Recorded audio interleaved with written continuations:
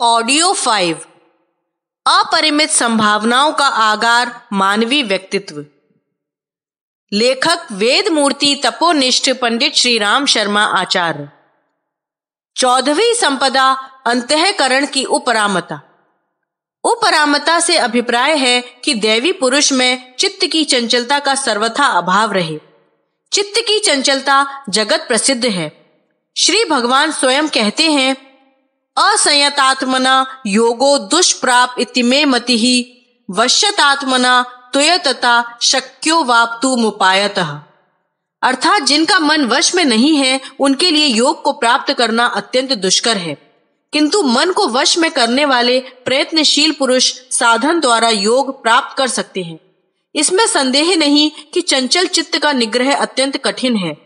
अर्जुन प्रभृति महान पुरुषों के सन्मुख भी मनोनिग्रह की सीढ़ी पर सबसे अधिक कठिनाई पड़ी थी, किंतु बिना इसके दुखों की निवृत्ति एवं अंतःकरण की शांति भी तो संभव नहीं है। मन एवं मनुष्याणाम कारणम बंध मोक्ष हो। मन ही जगत के बंधन और मोक्ष का प्रधान कारण है। दैवी संपदा से युक्त पुरुष के हृदय में वासनाएं, अनंत इच्छाएं एवं सांसारिक कामनाएं इधर उधर दौड़ नहीं मचाती। मन अप्रिय विषयों में नहीं भटकता, उद्देश्य रहित होकर निष्प्रयोजन वस्तुओं में नहीं लगता या एक के पश्चात दूसरी वस्तु पर नहीं जमता। उसके अंतःकरण प्रदेश में तो एकाग्रता, शक्ति एवं आनंद का साम्राज्य रहता है। वह अपने जीवन के प्रकाशमय, आनंद एवं प्रेममय पहलुओं पर ही आध्यात्मिक नेत्र एकाग्र करता है। उसका अंतर प्रदेश विशेष शक्ति रहित तथा शोभ रहित होता है। उसके चित्त की स्थिति आत्मा के आनंद के कारण स्थायी रहती है। चित्त की चंचलता से साधारण मनुष्य क्षुद्रादि क्षुद्र तुच्छ बातों से उद्विग्न हो जाया करता है। उसका स्वभाव चिड़चिड़ा हो जाता है। वह जरा जरा सी बात पर बिगड़ता है। स्नायविक दुर्बलता के उसके ज्ञान तंतु कम्याधमान रहते हैं। चंचलता एवं उद्विग्नता से उसकी मन शक्ति का भयानक हास होता है। संपूर्ण दिन वह कुछ न कुछ कार्य की चेष्टाएं किया करता है। इसका जीवन प्रतिकूल एवं प्रतिघात, क्षणिक मनोवेगों एवं मनोविकारों के संघर्ष का जीवन है। अनिष्ट की आशंका, फजूल की हाय हाय, मृत्यु का भय, दरिद्रता, रोग, संशय, आत्मघाती विचार उसकी आंतरिक स्थिति को क्षत विक्षत किया करते हैं। अंतःकरण की उपरामता प्राप्त करने के क्या साधन हैं? इसके लिए स्वयं भगवान ने 2 उपाय बताए हैं। प्रथम है अभ्यास। बार बार मन को दुश्चिंताओं से मोड़कर एक प्रधान आत्म तत्व पर एकाग्र करना चाहिए। पहल तो रोकने से मन पुनः पुनः रोग, वासना तथा सांसारिक सौंदर्य में उलझेगा, किंतु दीर्घ काल के अभ्यास से यह उछल कूद शांत हो जाएगी। दूसरा साधन है वैराग्य। सांसारिक पदार्थों का अस्थिर, अनित्य स्वरूप समझ में आने से जब जीव सर्वथा वितृष्ण हो जाता है, तब सद्विवेक के नेत्र उन्मीलित होते हैं। विषयों में से सौंदर्य हटकर हम उसके उद्गम स्थान आत्म सौंदर्य पर आ जाते हैं। माया मरीचिका से वितृष्ण होते ही वैराग्य के ज्ञान चक्षु खुल जाते हैं और संपूर्ण अविद्या दूर हो जाती है। मन को वश में करने के लिए नित्य नियम से रहना, नियमित दिनचर्या बनाकर नियमानुवर्तिता का पालन करना चाहिए। प्रतिदिन सायंकाल सोते समय संपूर्ण दिन के शुभ अशुभ कृत्यों पर मनन करना चाहिए। सात्विक कार्यों के लिए मन को प्रोत्साहन एवं दुष्कार्यों के लिए ताड़ना देनी चाहिए। मन के कार्यों एवं विचारों के ऊपर तीखी दृष्टि रखनी चाहिए और दृढ़ता से पछाड़ना चाहिए। बुरे कार्यों, दृश्यों, विचारों, निंद चिंतन से बलपूर्वक हटाकर उसे सत् कार्यों में, भव्य मंगलकारी बातों में संलग्न रखना चाहिए।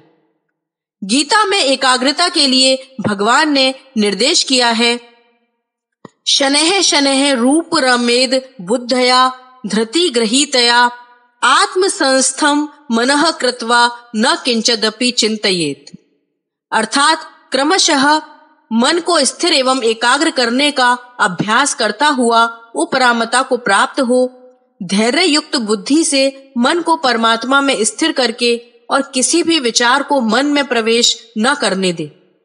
अतः जहां जहां भाग कर यह चंचल मन जाए वहां से हटाकर परमेश्वर की कल्पना प्रसूत मूर्ति में ध्यानावस्थित करना चाहिए। योग दर्शन में वर्णित मैत्री, करुणा, मुदिता, उपेक्षा का अभ्यास करना चाहिए। समाधि एवं प्राणायाम आदि से चित्त स्थिर होता है। इसके अतिरिक्त एकाग्र चित्त होकर श्वास के द्वारा भगवान के नाम का जप करना, संसार के व्यतिक्रम तथा प्रपंच से चित्त वृत्ति को हटाकर आनंद कंद सत चित्त आनंद स्वरूप परमात्मा में लगाना मन के संयम का अत्यंत उत्तम साधन है। वृत्ति चांचल्य से मुक्ति एवं चित्त वृत्ति को अंतर्मुख करने के लिए मन से पृथक होकर उसके कार्यों को देखना चाहिए और विकारमय स्वार्थी विचारों को अंतःकरण में प्रवेश होने से रोकना चाहिए। वासनाओं की ऊहापोह से बचना चाहिए और एक चौकीदार की भांति उपद्रवी विचार, भय, शोक, पश्चाताप, मनोविकार, प्रलोभनों का प्रवेश निषिद्ध कर देना चाहिए।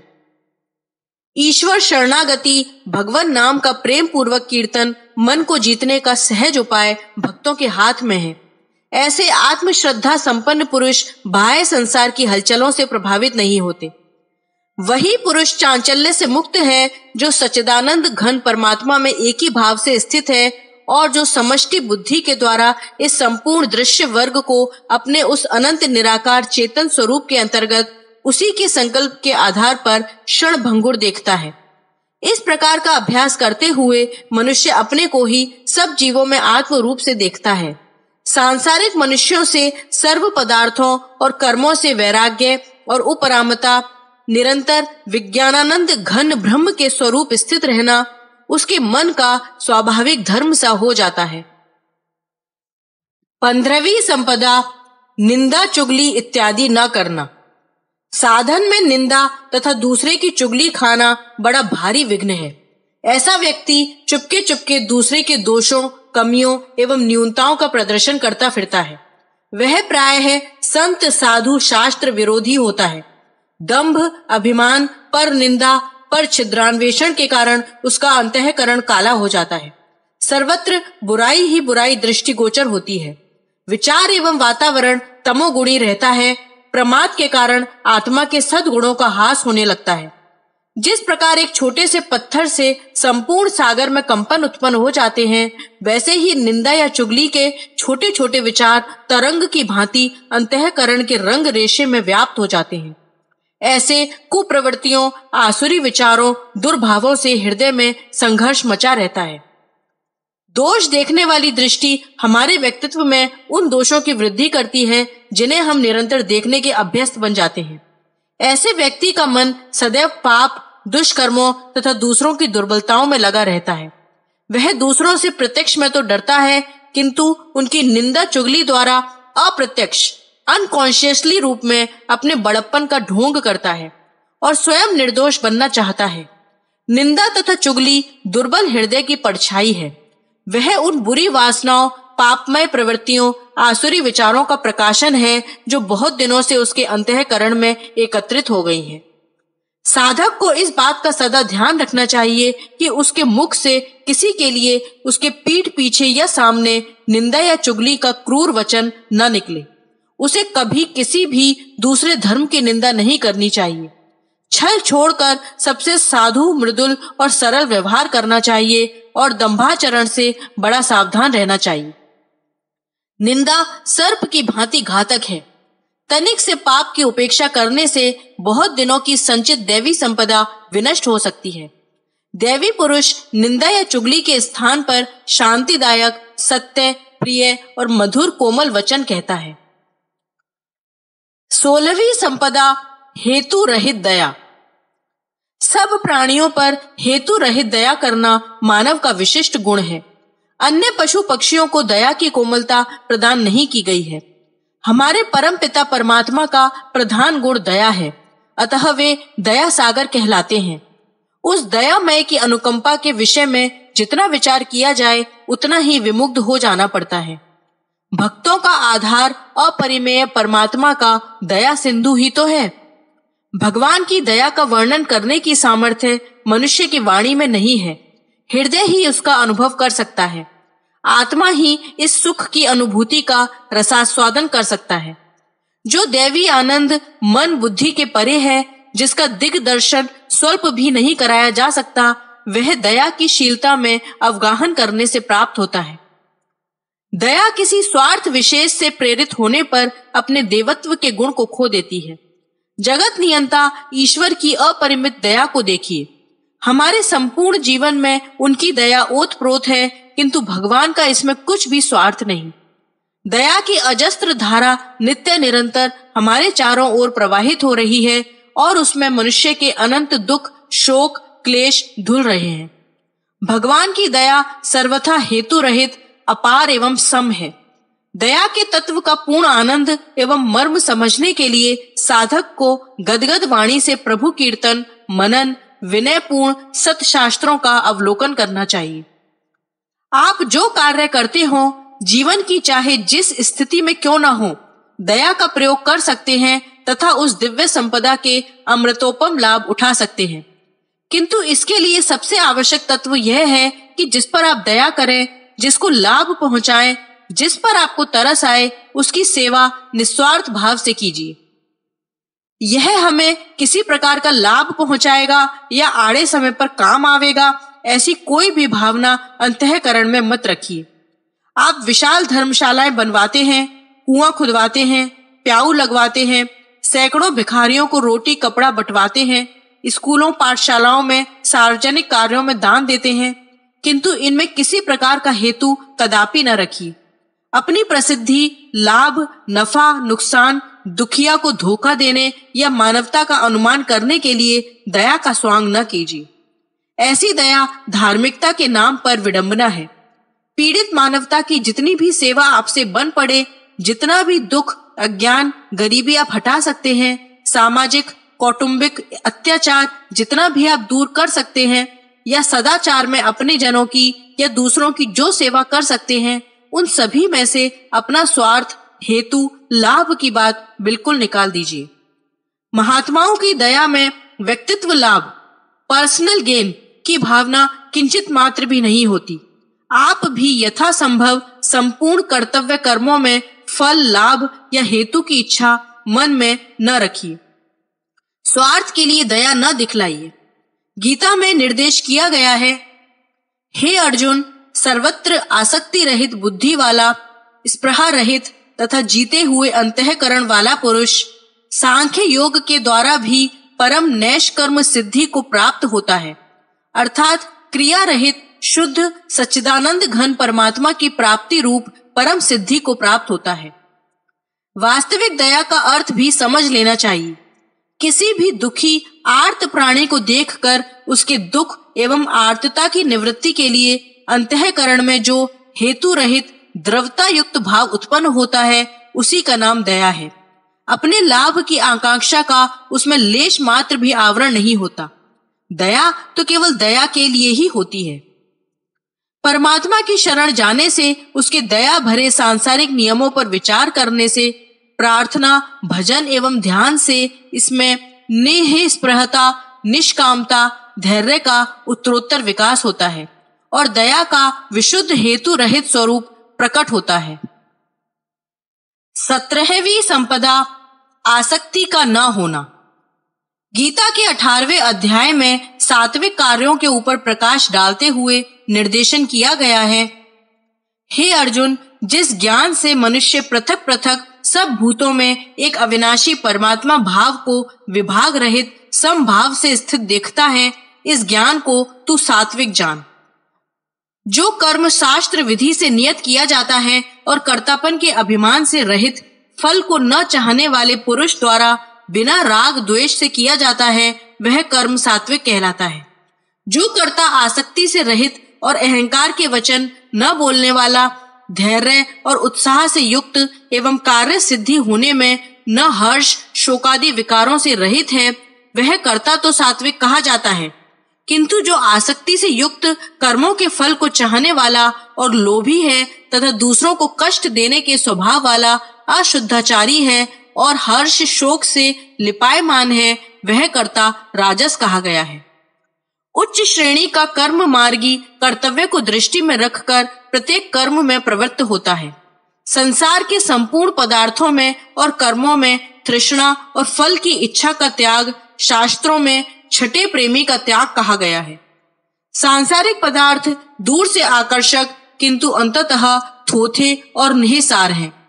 अतः उन्हें अनित्य समझकर जो व्यक्ति शरीर निर्वाह के लिए शास्त्रोक्त रीति से भोजन, वस्त्र, औषधि का सेवन करता है, सब प्रकार के भोगों की कामना को त्याग कर सुख दुख, हानि लाभ, जीवन मरण आदि को समान समझकर संपूर्ण बांधव जनों, मान, बड़ाई और प्रतिष्ठा इत्यादि इस लोक में जितने पदार्थ हैं, इन्हें क्षण भंगुर मानकर उनमें ममता एवं आसक्ति का नाश कर देता है और केवल सच्चिदानंद घन परमात्मा में ही अनन्य भाव से संलग्न हो जाता है, वह गृहस्थ होते हुए भी योगी ही मानना चाहिए। गीता के अनुसार जीवन मुक्त वही है जिसका सर्वत्र समभाव है, जो मन, वाणी तथा शरीर द्वारा होने वाला समस्त क्रियाओं में ममता और आसक्ति का सर्वथा अभाव रखता है, जो संपूर्ण पदार्थों से ऊपर उठकर परमात्मा के विशुद्ध प्रेम में स्थित है। द्वेष का मूल कारण वास्तव में आसक्ति है। आसक्ति द्वारा काम, क्रोध, लोभ, मोह आदि अनेक शत्रु उत्पन्न होकर साधक की मन शांति भंग कर देते हैं। आसक्ति के कारण मनुष्य कर्तव्य पथ से च्युत होकर परमार्थ से भ्रष्ट हो जाता है। इसके विपरीत आसक्ति रहित व्यक्ति अपने संपूर्ण कार्यों में स्वार्थहीन, राग द्वेष रहित होता है। मान, बड़ाई, सांसारिक प्रतिष्ठा उसे झूठ, कपट में या अन्य अनुचित कार्यों में नहीं खींच सकती। उसकी बुद्धि सर्वत्र सम रहती है। वह अपने जीवन का सदव्यय लोक हितकारी कार्यों में करता है। स्वार्थ से रक्षा के लिए आसक्ति का न होना जरूरी है। आसक्ति का विस्तृत अर्थ लेना चाहिए। इसमें मोह एवं हर प्रकार की ममता, राग, भोग्य पदार्थों की इच्छा, स्वार्थ, लोभ सभी सम्मिलित हैं। आसक्ति के आधिक्य से कृपणता भी उत्पन्न हो सकती है। मनुष्य विषय लोलुप बन सकता है। पदाधिकारी अनेक उपद्रव कर सकता है। अतः मोह का भंग होना आवश्यक है। सच्चा ज्ञानी कभी छल, कपट, दंभ, असत्य और अहिंसा का अवलंबन नहीं कर सकता। 18वीं संपदा स्वभाव की कोमलता।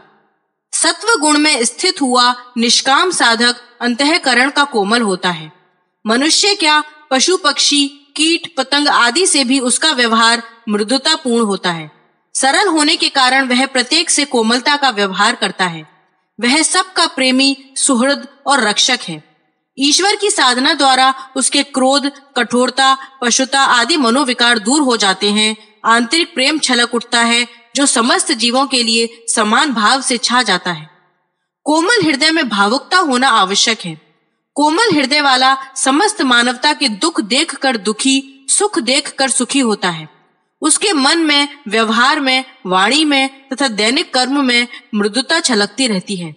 वह प्रत्येक व्यक्ति से प्रीतिपूर्ण मीठी वाणी में बातचीत करता है। अपने जीवन के किसी भी अंग में कठोरता नहीं आने देता। अति कोमलता क्रमशः दीनता में परिणत हो जाती है और कोमलता की न्यूनता कठोरता उत्पन्न कर देती है। कोमलता दीनता कठोरता के मध्य की स्थिति का नाम है। अतः दैवी संपदा से युक्त व्यक्ति यह ध्यान रखता है कि कहीं उसकी कोमलता दीनता या कठोरता में परिणत न हो जाए। हम दैनिक व्यवहार में देखते हैं कि अनेक व्यक्ति, विशेषतः अफसर लोग, अत्यंत कर्ण, कटु एवं कर्कश भाषा का प्रयोग करते हैं। बोलते हैं तो ऐसा प्रतीत होता है मानो सिर पर डंडे मार रहे हैं। उनके मुख से भली बात भी कठोर मालूम होती है। उनके स्वर में असुरता मिश्रित होती है। यदि हम संसार में अपने पारस्परिक मेल, रिश्ते, संबंध अक्षुण्ण रखना चाहते हैं, अनावश्यक भय, अपमान, निंदा, दुखमय स्थिति से बचना चाहते हैं, तो हमें कोमलता जैसे दैवी गुण की सिद्धि करनी चाहिए। दैवी कोमलता आंतरिक है। मन उसका निवास स्थान है। हृदय की प्रत्येक भावना, शरीर का प्रत्येक कार्य इस मन की कोमलता से अक्षुणित होती है। जो व्यक्ति केवल कोमलता का स्वांग करते हैं, वे बड़ी भारी भूल करते हैं, क्योंकि उससे उनकी आत्मा को ठेस पहुंचती रहती है तथा बाद में कलई खुल जाती है और पशु प्रकृति एवं आसुरी तत्वों का रहस्य सबको विदित हो जाता है। कोमलता जब हृदय में स्थायी रूप से वास करती है तभी वह सप्राण बनती है।